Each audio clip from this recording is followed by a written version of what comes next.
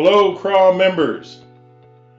I'd like to give you an update on some of the things that are changing federally around the labor movement and what our federal government is doing along the work that the Canadian Trucking Alliance is working on with us and for us out east.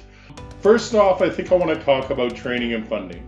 In the throne speech about a month ago, it was announced there would be a large spend, around $1 billion, which is the largest training spend in history. The CTA is pushing for a portion of it to go through Trucking HR Canada and its expressways training funding.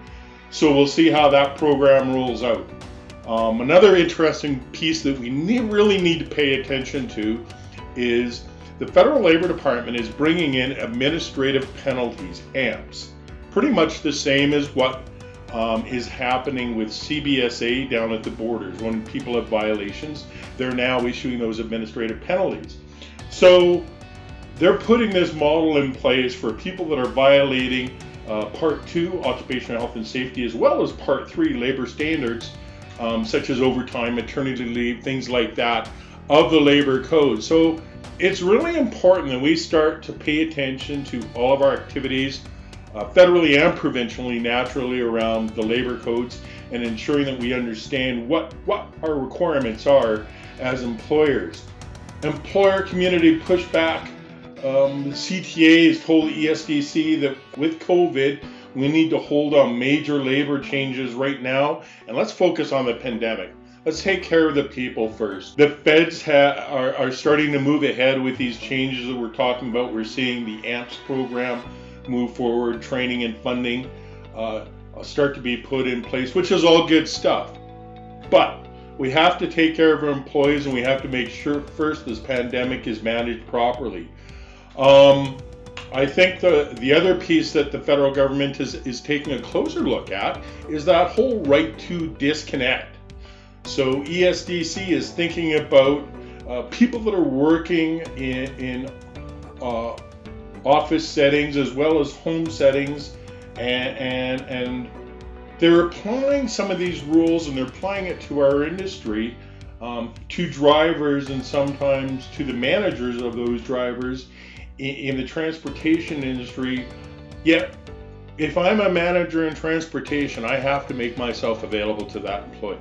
So if that truck breaks down, it's in the middle of the night, he needs somebody to call, and that whole piece has to be worked out very carefully with the federal government when it comes to the right to disconnect. So we've been in conversations with the CTA, and they're working on that very closely with the Federal Labor Department.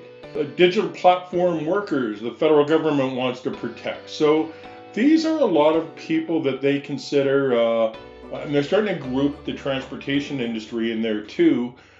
Gig workers, such as freelance reporters, Uber drivers, tech companies, Uber Freight. Funny enough, that's why this conversation started. Uber Freight might fall as an independent contractors, and now they're starting to round up lease operators and kind of push them into this group too. And we have to really make sure that, and work with the CTA and work with the federal government to make sure whether this is a right move or not. And so stay tuned. Nothing has come into place yet, but we have to pay attention to these things. Mental health is another big topic which is at hand.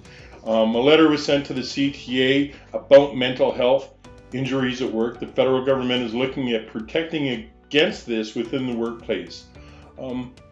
So the CTA and AMTA knows that our industry cares about employees. We know that violence and harassment training needs to be done this year. Remember to check with HR Trucking Canada. They have a program in place to support you for that. If you need any more information, just go to their webpage or give me a call. So mental health is another topic that is coming up as well too. The CTA has struck a new labor standards committee. Members from the board of directors are forming this committee to work directly with the CTA on all of these issues. Just a reminder that the violence and harassment training that I talked about too is mandatory. You've also got to develop some policies. HR Trucking Canada has the resources for you in case you haven't put this in place. And I want you to pay special attention to that, because This is a good example of where some of those AMPS penalties may be looked at in the future. So, hey, does Andy have that violence and harassment workplace training put in place? And if not, hey, could we use AMPS towards Andy's company? So that's a good example of all of these labor changes that are happening. Thanks for listening. Stay tuned for more labor updates soon to come. Thank you. Bye-bye.